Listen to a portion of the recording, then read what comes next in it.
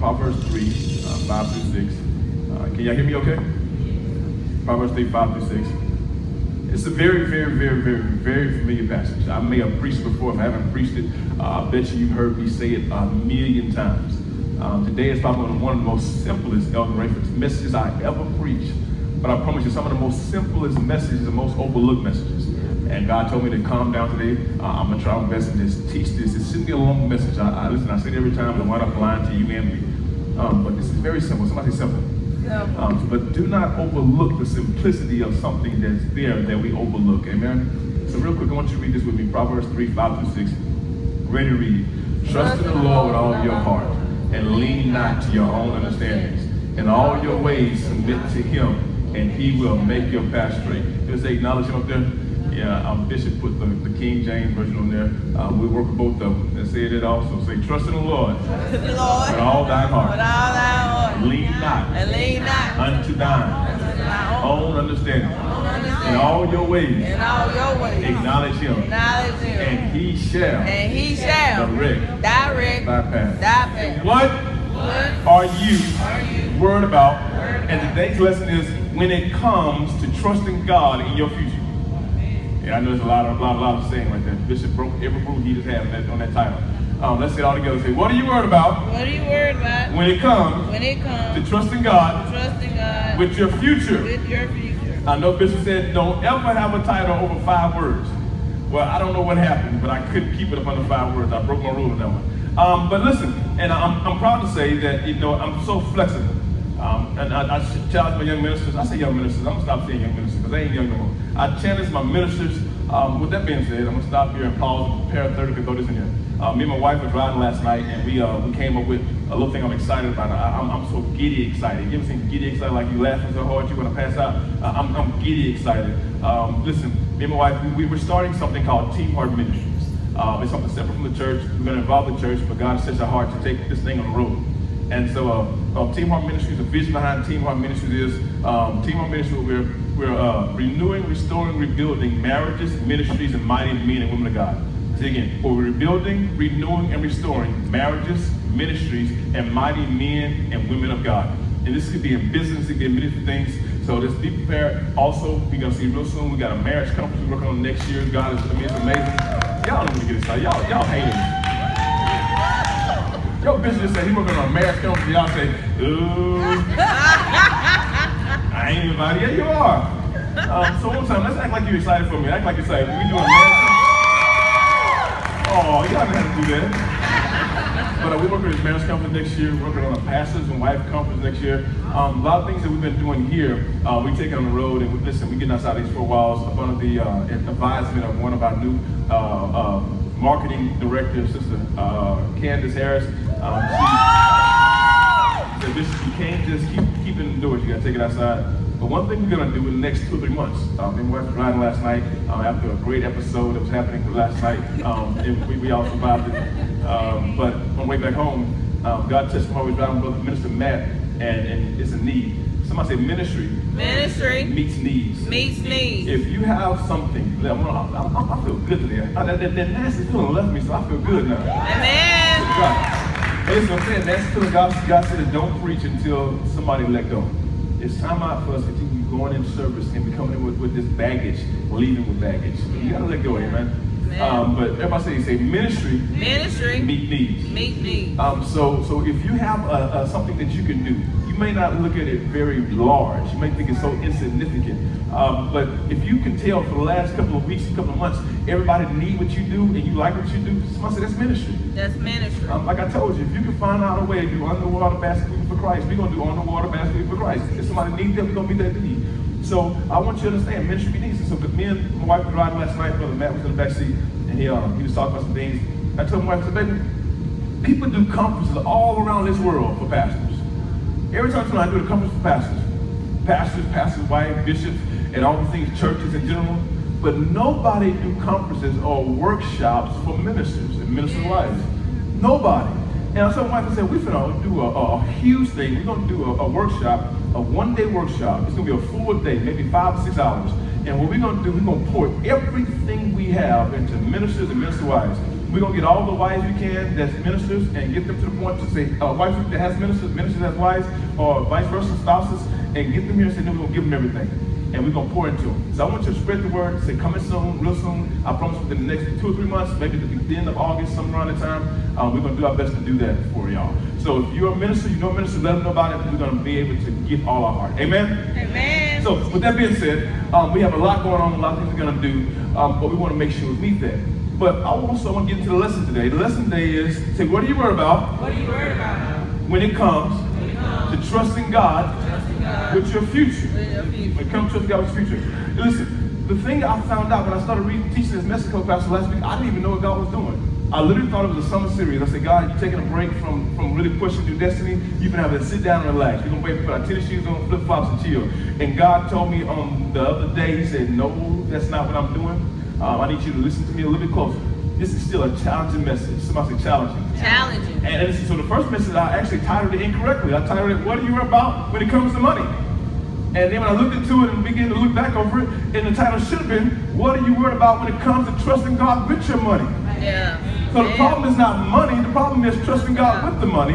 And so if we ever learn how to trust God with our money, we'll be able to give him more money. Somebody say, trust God. Trust God. With your money. With your money. And then I saw a pattern. Because when I began to look at the message I was going to preach today, I was going to preach about sickness. God says, what you going to preach about sickness for? You're going on vacation in 3 weeks. Go ahead and finish this series off in 2 more weeks and go on vacation and relax. I said, you're so right, God. So what you going to preach about? God says, skip the sickness, go to the future, because people don't have a problem with trusting with their sickness. When they get sick, they come to the church. They have a problem with trusting with their future. Amen.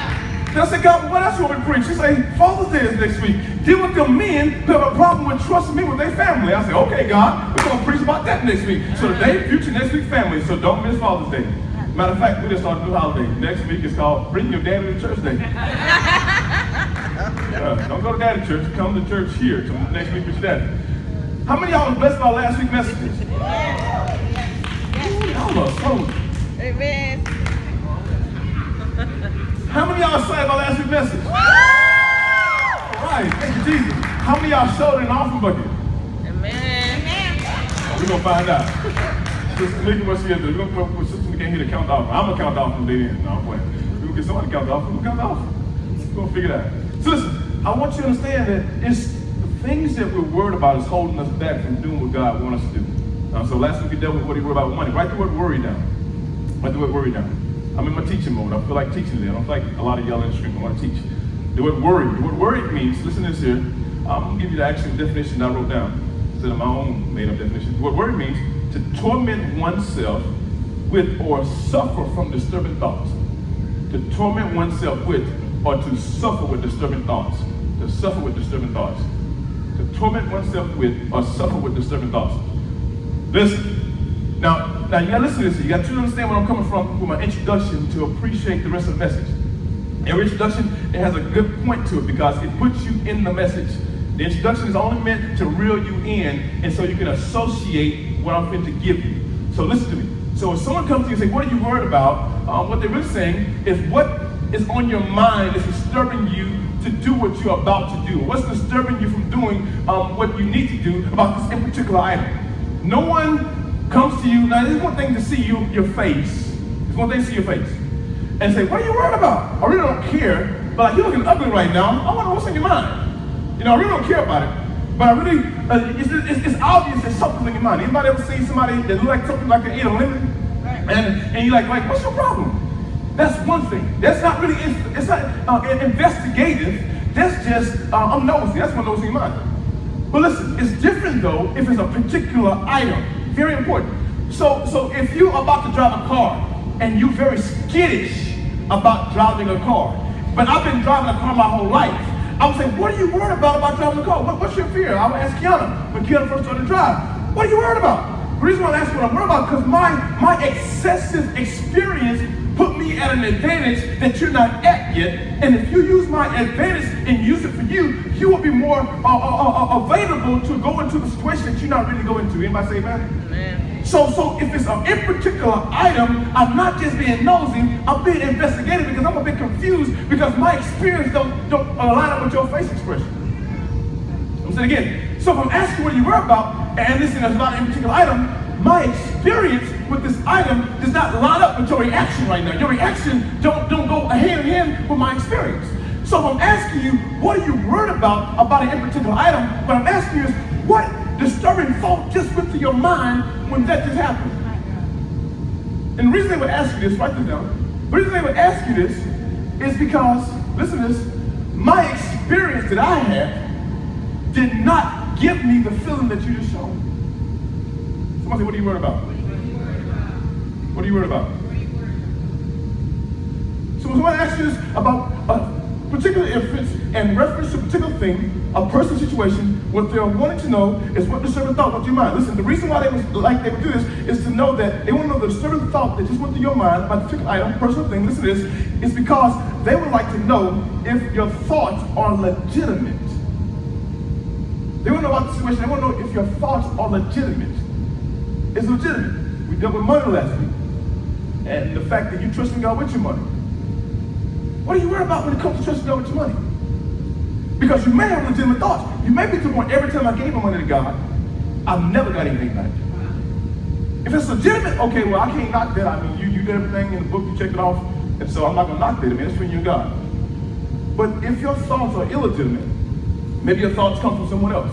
Maybe your thoughts come from just fears you have without true substance. Maybe my experience that I had, and if I share my experience with you, it can change your mind about trying it. Somebody say, what are you worried about? What are you worried about? Listen, stick with me for a second. So I want to make sure that your thoughts aren't legitimate thoughts. Some of us are fearful or don't trust God with our money, but we don't have legitimate thoughts. All we have is what someone else told us. What we have is what someone else experienced, but we don't have legitimate thoughts. We don't have legitimate reasons. So our fears are derived from false thoughts. Someone say, our fears are derived from false thoughts.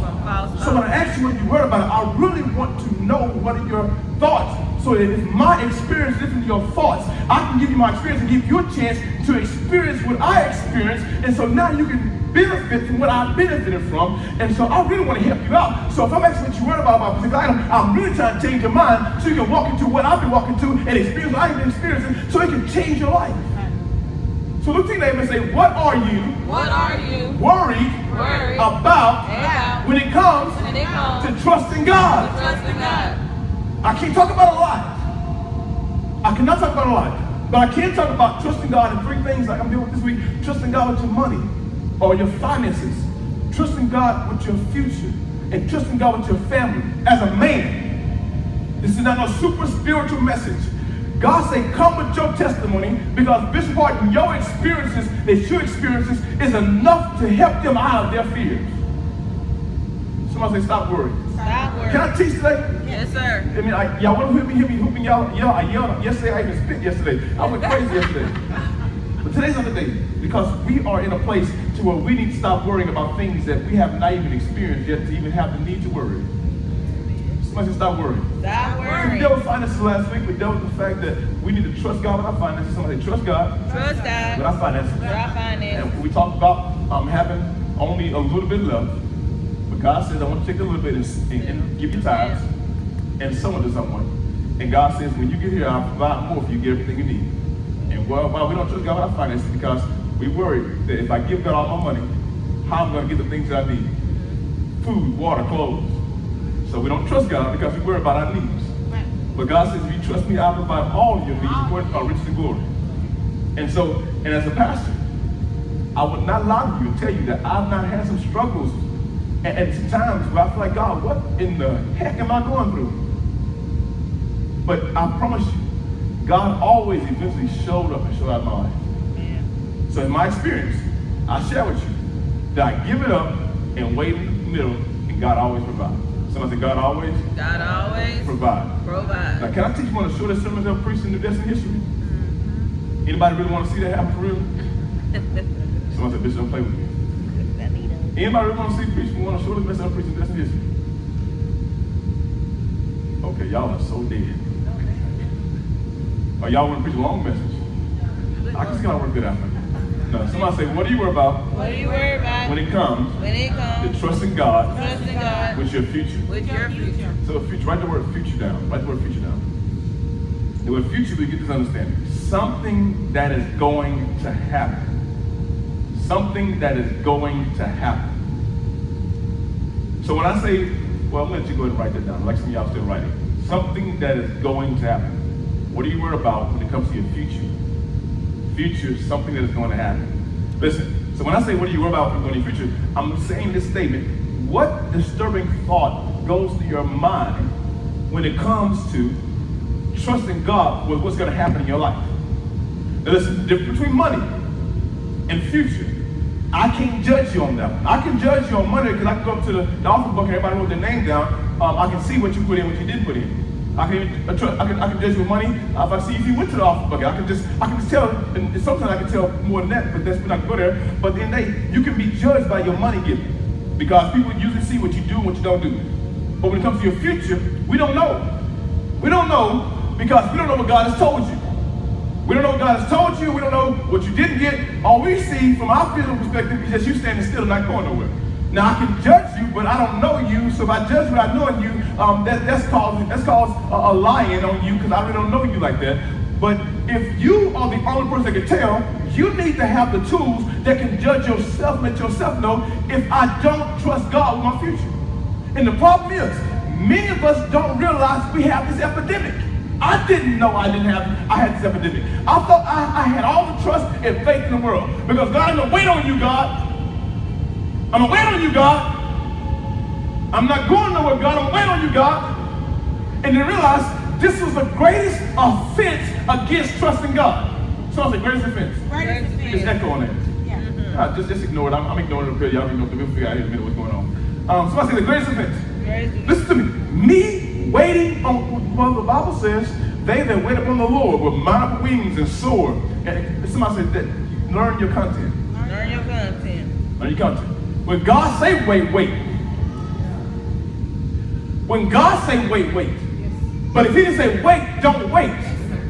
Okay. I'm going to teach you real quick, a quick lesson on how to make sure, or how to test yourself and see if I have a problem with trusting God. Listen, I know fact not everybody knows this. I know it. I did not know this. I did not know this. The way you know that you have a symptom of trusting God with your future, number one, that you don't move when God says something is yours. Number one, you know you have a problem with trusting God with your future. Number one, because you don't move when God says something is yours. If God said that business is yours, you don't move. God said that house is yours, you don't move. God said that marriage is yours, you don't move. I'm waiting on it then, God. You don't move. God said that new job is yours, but you don't move. Well, me not moving is not indicative of me not believing. I'm believing, but yet I don't want to make a fool of myself moving towards something that really ain't mine. Somebody say you don't move. Second strong indicator that you don't trust God with your future or what God says. Listen, now for you know what God said is going to happen, only you know. You know in your gut, you feel like, man, I should get that new job. Only you know in your gut that I should get that new house. Only you know what's in your gut. But for you to get it, you got to move. Somebody say first indicator. First indicator. Everybody talk to me. Say first indicator. First indicator. You don't move. You don't move. The second indicator. Second indicator. You don't get it. You don't get it. The second indicator that you don't trust God with your future, you never get what God said you can have. This is, I'm telling you, it's very deep but yet simple. Very deep yet simple. You don't move and you don't get it. Everybody say you don't move. You don't move. Everybody say you don't move. You don't move. And you don't get it. And you don't You don't move. You don't move. Yeah, y'all can get, I got 3 people on the phone talking to me. Like, you don't move. You don't move. You don't get it. You don't get One it. more time, say you don't move. You don't move. You don't You don't get it. get it. How many things you didn't get, and the reason why you didn't get it because you didn't move? Listen, it's some things that God told me I could have, and I did not get. I forfeited because it was intentional on me actually going and get it. Okay, y'all don't believe it. I gotta give you scripture. Your movement is indicating your faith. And without your faith, without your movement, there's no faith. So God is saying, something I will bring to you, but something that I told you is yours. Why? Oh, I just got excited for 1 second. If God said it's yours, if God said it's yours, okay, let me play with y'all right quick. If I told you that my truck outside is yours, how many of y'all are waiting for me to bring me my truck? No, I mean, wait, no. Give me them keys. You're going to say, where's the keys? Let me go get my truck. And you touch my truck, I'm going to fight you. But the thing is, listen, you wasn't raised this. You was all taught. Wait on God. Yeah. Wait on God. Wait on God. Wait on God. Wait on God. So God told you. You say, God, that was just you revealing it to me. But God say, stop waiting. And go get it. Now faith is the substance. He said, I told you, now go get it. Now. So what happened is that the devil has robbed you of the gift from the spirit of delay. Money he had taught me one of the greatest lessons in life, didn't he, Leo? He said hesitation will get you beat. So what happened? You didn't get the car because you hesitated. You didn't get the house because you hesitated. Listen, somebody else got you, so hesitation got you beat. So I said, you didn't move. I didn't move. You didn't move. And now you don't have it. There's some things I told you this vacation. There's been a half time with God, half time with family. Because this is vacation, God says some things you ain't moved on yet. It's been good thoughts. But I gotta put it down on paper. And I gotta put a plan to it. Elder, thank you for calling me one day and told me, Elder Bishop told me, God told me to tell you, Bishop, to write it down and make your plan. And I'm gonna make my plan. Because God says it's mine, but I haven't moved yet. I've been waiting on every opportunity, but don't go down, I'm gonna start moving. And if I'm moving ain't there, I'm gonna keep on moving until it gets there. I'm gonna look like a fool walking towards water in the middle of a desert. Because why? Because God says water on the other side. Can I talk today? I gotta get this in your head. So the indicator that you have to tell you that you don't trust God with your future is number one, when he tell you something is yours. I don't know what's yours unless God show me. But when God says something is yours, when you don't move, you don't trust him. And when you don't get it, that means you didn't trust him. Can I get some folks to say from this day on out, when God says it's mine, I'm going to go get it? Amen. Well, some of y'all may not because you don't have enough scripture. Let me give a couple scriptures. Go ahead, Deacon, give me the first scripture. Hebrews 11:6. Somebody say movement is indicative of my faith. Of my faith. Lack of movement is indicative of my lack of faith. My lack of faith. Someone say the opposite of faith is fear. Is fear. So me not moving is afraid that I'm not going to get it. I'm not going to And guess what? You're right. Because if you don't move, you ain't going to get it. Somebody say faith. Faith. Hebrews 11:6. Somebody read it with me. Ready? Read. But without faith, it is impossible to please him. Stop. Someone say without faith. Without faith. Now, God don't play with words. Everybody say the whole Bible The whole Bible is inspired. is inspired. Words of God. Words of God. Listen, so if he inspired this author to write his word, do you think he was playing with the Elder Rayford? So this statement is so powerful because it says that without my faith, I cannot please God. No matter how much you want to try to please him, I worship God on Sunday, I worship God on Monday, I worship God on Tuesday, but yet my lack of faith has denied my worship. My lack of faith has put a roof that's blocking my praise. My lack of faith has put a roof that's blocking my worship because God said, I don't want to hear it because you ain't moved yet. And listen, if you want to show me you believe in me, move. I don't want to hear it. I tell my daughter quick, no, I want to hear it. I don't want to hear it. If you want to show me that you really love me, do what I say do. If you don't tell me you love me, you ain't do what I said do yet. Because what you're telling me is that you don't respect me. Because you respect me, you do what I said do. Right. So don't move and act like you so sedity and how saved and how anointed, but yet you ain't moved yet. Right. You want to show me you love me? Somebody say move. Move. That word please means to bring one pleasure. The rest of it says, ready, read. For he that cometh, God must believe that he is. I'm sorry. He that cometh, God must believe that he is. And listen, and that he is a reward of them that diligently what? Seek him. That diligently what? Seek him. Diligently what? Seek him. Wait on him. Sit in your room and just cry all the time because you ain't got what you want yet. No. Sit back and wonder what happened to it. No. That word seek means you go out and you find. Whatever God said, I'm going to go do the craziest scavenger hunt in the world and go look for it. It don't look like it should be there, but I'm going because I'm seeking him. Why? Because he told me it's there. Right. Man. Somebody say, you please God. Please God. When you go to places, don't look good, don't look right, but you're looking for good. But you're looking for good. I'm looking for because, listen, God told me I'm looking like a fool. Going to a car with no credit. I'm like a fool going to a job with no good background. It don't look right, but I'm going seeking for. What are you here for? I'm looking for a job. Right. Yes, sir. What you mean looking for a job? What kind of background? I don't have no background. What kind of college? I don't have no college. Well, son, if you're crazy enough to look for a job, I'm crazy enough to hire you. Right. Yes, sir. Yeah. Now, yes, sir. If you're crazy, sometimes your movement creates the next move. Yeah. But if you never move, the next move never happens. Yeah. So lack of movement is lack of progress in the kingdom. I know this is deep. I'm sorry. I'm going to go back to another scripture. Somebody say, my movement My movement is indicative is indicative of my faith. of my faith. And my faith My faith is indicative is indicative of me trusting God. trust in God. James 2:26. Go there real quick. Real quick. I promise you, I'm going to be out of here. I'm not going to play with y'all today. James 2:26. It don't take a long time to teach me. You already know. Just take a little time to reiterate. Right there. Yeah, reiterate. Thank you so much. This echo and get me pretty good up here. You that deep? James 2:26. Ready? Read. For as the body without the spirit is dead, so faith without works is dead also. It all lines up. I got faith. But why haven't you moved? Why haven't you moved? Faith without works. Works means effort. If you haven't done nothing. I love my wife, y'all, and she's gonna do it a lot. I'm gonna do it a lot. And if you get tired of hearing it, well, just hold yours for a second. I'm gonna keep on talking about it.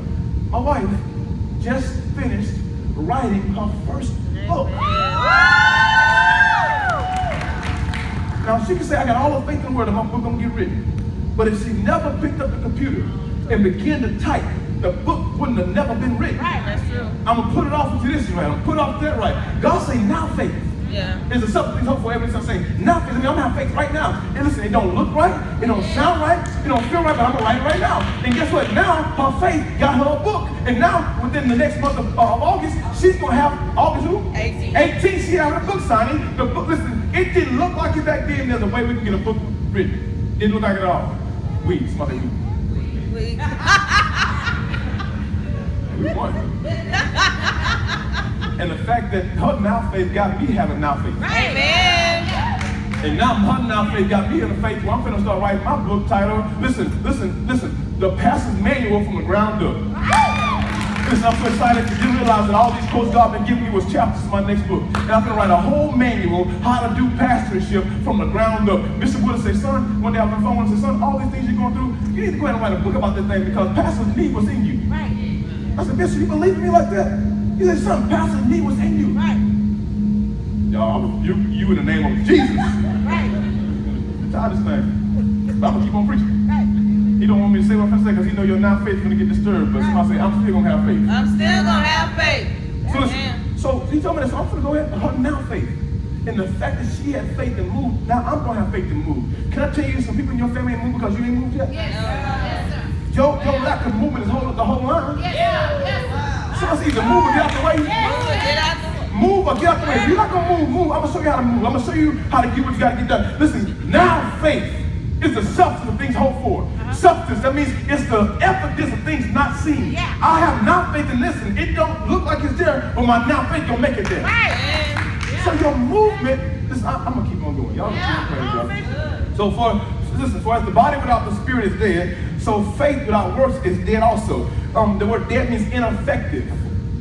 So if you're gonna say you got faith but you haven't done nothing, somebody say ineffective. Ineffective. I need everybody in the house right now to get that one thing in your mind that you know for a fact you haven't done yet. And one thing in your mind that you've been waiting on. And one thing in your mind that you thought that is possible, but then every now and then an impossibility comes up in your head and it stops you from making a move. Yeah. That's the thing I want you to think about the rest of the service. The last scripture, James 2:24, D. James 2:24. You there? There we go. Ready? Read. Yea, see, then how that by works a man is justified, and not by faith. Somebody say, yea, Yea. see, then how that by works a man is justified, not by faith. My faith don't give me. My faith don't give me. My faith don't give me. God said your faith without works ain't gonna get you nothing. Right. That word justify, listen, that word justify means this here, render one righteous or in the condition suitable for God. God says, you won't be able to get it until I see you can handle it, and I can't see you can handle it until you move. Amen. Your movement, your lack of movement is saying that you're not ready for what I want you to have. I'm not listening. In your stage of life, I'm not going to just hand you anything. In your stage of life, I need you to go get it. Yes, sir. I'm like, go get it, go get it, go get your... Blessing. Come on, y'all know me here, come on. So listen, let's go into the lesson real quick, 3 points and out of here. Well, the problem is, Bishop, I didn't even know I had a problem. I didn't realize I had a lack of faith. I thought that literally by me coming to church every Sunday, by me paying my tithes, paying my offering, praying every night, and believing and receiving, that I had it. Someone say believe Believe. and receive. And receive. I had it. I had it. God, so Pastor, I have a problem. Listen, sometimes I have a trouble. I have an issue with truly moving on stuff.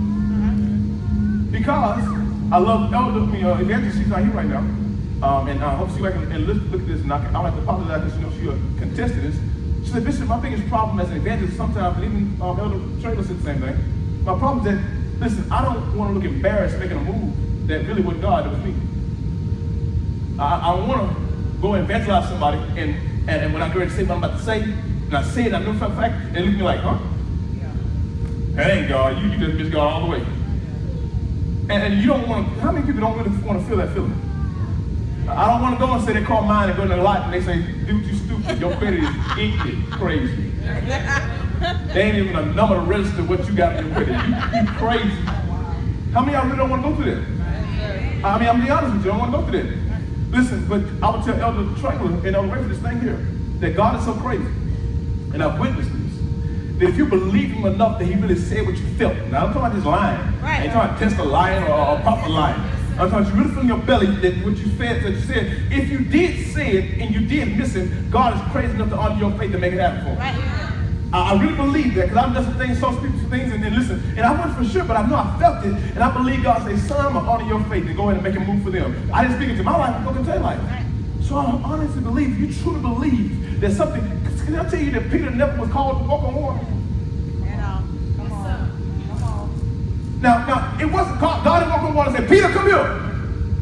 But Peter says, if Jesus can do it, doggone it, why can't I? So some things God will honor just because you're crazy enough to do it. Yes, sir. He says, if you believe in me, come up to me there, Yes, Peter. sir. So some things you do, your faith will make another level for you. Yes, sir. I got about 5 folks who get agreement with me. I'm going to keep on preaching to 5 folks. So listen, the problem is that I didn't really understand I had a problem. I didn't. So since I had a problem, I said, I need help with this thing because I don't like looking bad. And I want to trust God. But God told me some stuff that's crazy. God's talking about stuff that I really don't really understand. So these are some few things. It's 1, 2, 3, 4 quick steps on how to make sure you walk into your next level and do not forfeit another blessing. One of the most simplest messages I ever preached in my life. It was so simple, I literally didn't even write any notes down. I just wrote down the title. Oh, wow. Title definition. God said, well, I'm going to set it off for you. Don't keep it on. I got to look at the least definition. The first one, this is very easy. This is once you get the feeling, that something is yours. I got a feeling in my heart. I got a couple of things in me right now. And listen, number one, I feel in my heart that God got a business in me. I feel in my heart God got a business in me. I'm not playing, and I know this business will really help my family out. I feel in my heart that God has a couple of different seminars in me. I got to put these seminars together. Yeah. I know for a fact that these seminars. I know for a fact I got 2 books in me right now. And listen, and so I got to figure out, God, how's this going to happen? I got family, I got to work, I got a church. That's a whole lot of stuff going on. God said, if I said it, I'm going to make a way. Right. Yes, sir. So I'll make a way. So listen, I got all this stuff in me. So when I got 2 choices. I can wait on God to bring me the first client. I can wait on God to bring me the first seminar. I can wait on God to bring me the book in my hand already written. Or I can move. Someone say I can move. I can move. But for me to move, for me truly to move, because I've never written a book before. I don't care if she's written a book. I have never written a book. I'm dyslexic. I feel sorry for the person that got to edit the thing. They gonna say, this is a whole chapter. It's in my head. I don't know how to get there. All my dyslexic folks say amen. Amen. Listen, it's in here, but it don't get there. I don't know what happened. So I feel sorry for him. But Moses couldn't talk, but he preached to a whole nation. So God said, I'll give you everywhere. In it, I could have used you. So it's in me. So the first thing I need you to do, number 1, write this down. Trust in the Lord. Go ahead and change the D. Go ahead and change the D. Trust in the Lord. Trust in the Lord. With all With all your heart. your heart. This is the key one. Number one. If you want to get the thing, somebody say, I want to get it. I want to get it. I want to get it. I want to get it. I'm tired of forfeiting of forfeiting my blessing. my blessing. I want to get it. I want to get it. I want to get it. I wanna get Now, it. y'all don't want it. Say, I want to get it. I want to get it. I want to get it. I want to get I'm it. tired I'm tired of forfeiting of forfeiting my blessing. my blessing. God said, if you want it, number one, stop questioning me, stop wondering, stop thinking, go get it, and trust in the Lord with all your heart. Amen. Simple trust. Write the word trust down. The word trust means have confidence in, be secure. Have confidence in, be secure. Y'all gonna talk with me? Have confidence in, be secure. Have confidence in, be secure. Have confidence in, be secure. This is not in mama.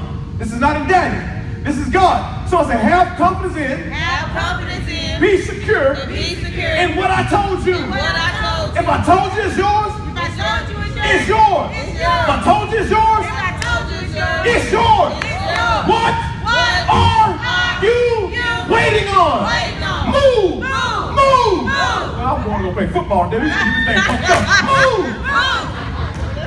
What are you waiting on? What are you worried about? It's time to start moving. Man. If God told you it's yours, it's yours. If God told you it's yours, it's yours. Stop waiting. I admire my wife. My wife has moved me. Her crazy faith to write a book and believe somebody would read it has blown my mind. Can I tell you that up under her expression of faith, Right. my faith ain't that cold yet, but it's getting there. Right. It's getting there. Yes, sir.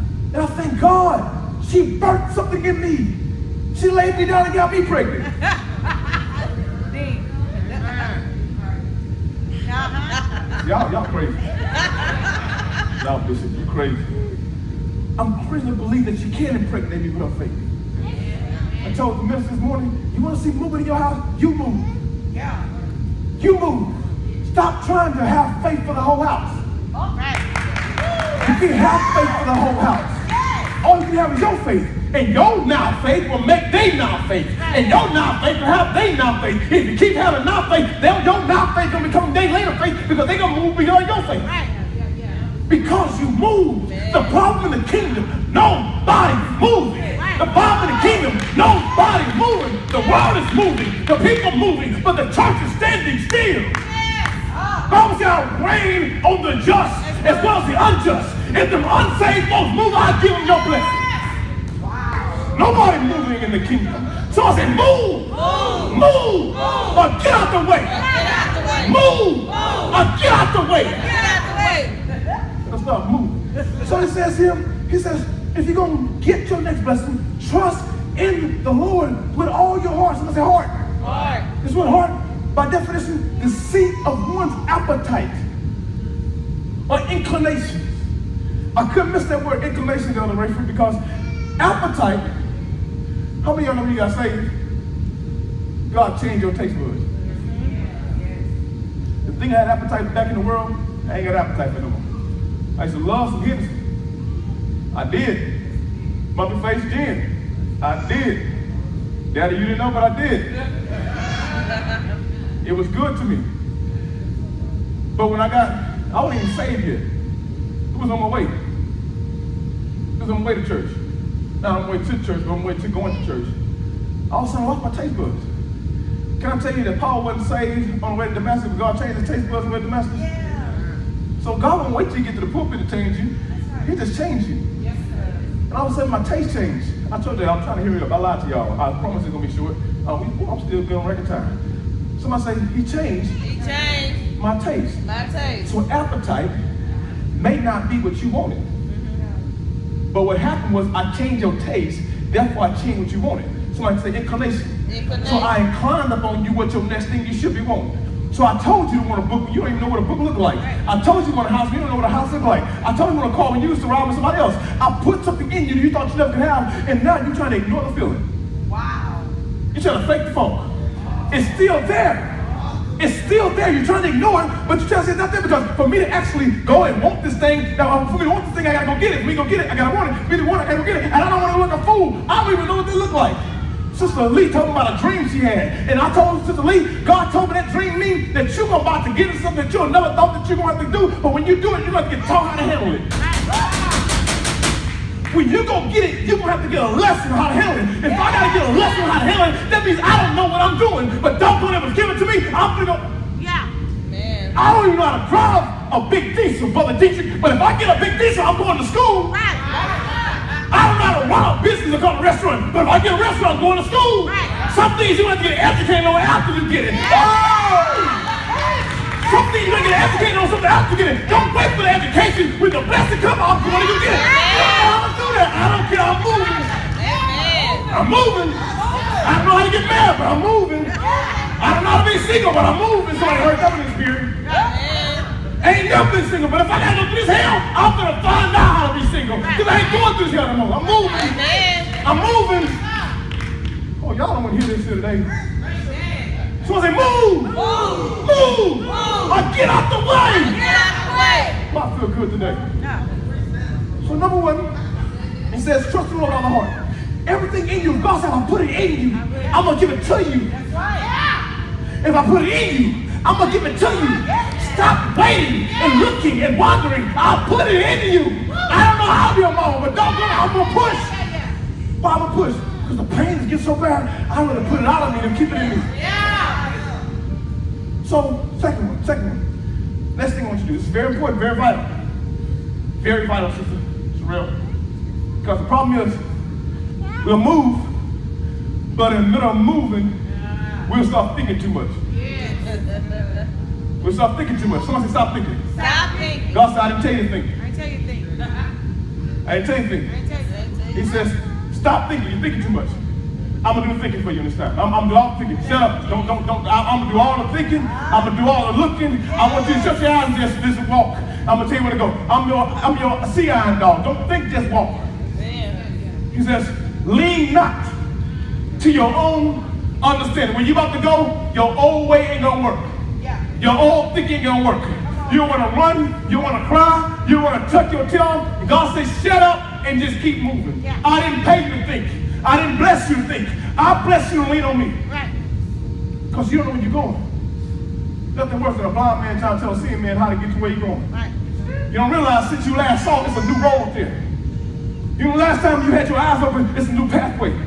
So you can either go to your own understanding because you can't see nothing anyway, but you don't trust me to take the easy way out. So he says, lean not on your own understanding. The word understanding, let's look at the word understanding. The word discernment of knowledge. Discernment of knowledge. The word understanding means discernment of knowledge. He says, lean not to your discernment, to what you think, your fears, your calculations. In my math, 2 plus 2 don't equal 4. In my math, 5 times 5 ain't 25. In my math, I can go a ceiling above all you can imagine. If you can't imagine it, you need to stop thinking about it. He says, I'm going to figure this thing out. Yeah. Because I already what? Worked it out. Y'all got to keep on with me. Yeah. Somebody say, already? Already Worked it out. worked it out. Listen to me. He says, stop leaning to your own understanding or your own discernment or your own knowledge. No, your education's not going to get it. But my anointing will. Not all am I knocking on education. Get the education, but don't lean on the education. Get the degree, but don't lean on the degree. Because some things your degree got, then God said, I got another level for you. So if you just lean on that, you're going to miss the whole puzzle. Man. Somebody say, stop leaning Stop leaning on what you know. on what you know. Number 3, can we get out of here? Number 3. And this is also important. Everyone is important. Stop playing with you. Number 3. In all your ways, submit to him. So I say ways. Wait. Ways are actions. These are things that you're going to do. So right from here, God told me that that's mine. Whatever it is, it's mine. I'm thinking about it too much. God said, stop thinking. God said, let's move. Trust me, believe it's going to be yours. And it don't look right, but I'm going to go get it anyways. And when I start moving, and I'm going to start doing some things, I'm not going to worry about what I know. I'm not going to worry about my understanding. I'm going to get over that crap. My understanding don't mean nothing no more. But it's in all your ways acknowledge me. When I tell you to do a move, don't just move the way I say move. If I say go to the left, go to the left. If I say go to the right, go to the right. If I say go back, go all the way back. I may be testing you and see where you follow me, knowing that it's right there. The Israelites saw the promise, it was right there. But it took 40 years of building a preparation for it. So just know, see, the fact that you know that it's yours, it don't matter if I go the wrong way. It's still mine. What I'm doing, I'm sending you through upheavals because it's the training you're going to go through. We're going to teach a couple of weeks from now. I don't know what it's going to be, but somebody say a resistance training. Resistance training. Man of God, you don't realize I was in my office. I birthed out a whole series talking to you about resistance training. The man of God yesterday told me, he said, Pastor, when you preach that message, or Mr. What's his name? Bishop told Bishop. Michael Bishop say, man, when you preach that message, Bishop, you gotta make sure I'm there. I want to hit every last one of them sermons. Someone say resistance training. Resistance training. Some things God gonna put you in resistance to build up your tolerance. But if he didn't put you through the resistance, you'll be strong enough to tolerate the next thing you're gonna come into. So that's why God can't show some of y'all what's yours. Because you'll resist the resistance and go straight to the blessing, and now you gotta let it go because you can hold it. You were never designed to hold that one. God saying, I'm gonna give you that one, but I gotta put you through hell and high water. Hell and high water. Hell and high water.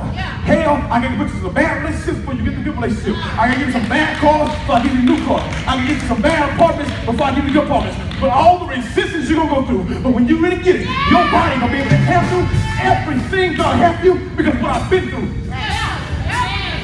And I didn't stop, I moved.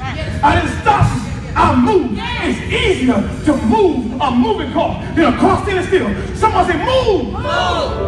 This is the last one. Just go all the way. Lean out to understand. Always acknowledge him and submit to him. Last one. Last one. Last one. The last one. I will make your path straight. I'll make it straight. Everything you go through, I'll straighten it out. Everything you think that this straight don't mean it looks straight. It means by the time you get there, I'll straighten it out. The Israelites did not look to see a river in front of them. But God said, by the time I get there, you walk like the river ain't there and watch the river move. God said, I will make your path easy. Peter did not expect to walk on water. It's water. But God said, when you step, I'll make it flat so you'll stand still on top of it. The thing that you don't see, God says, I'll make it seeable. The thing you don't believe, I'll make it believable. All I need you to do is trust in me. Amen. Can anybody get to a place to where we just move? Somebody say, move. Move. I'm going to tell you right now, it's safe to believe if you didn't put the thought there, it didn't come from you. And if you didn't put the thought there, you don't have to birth it out alone.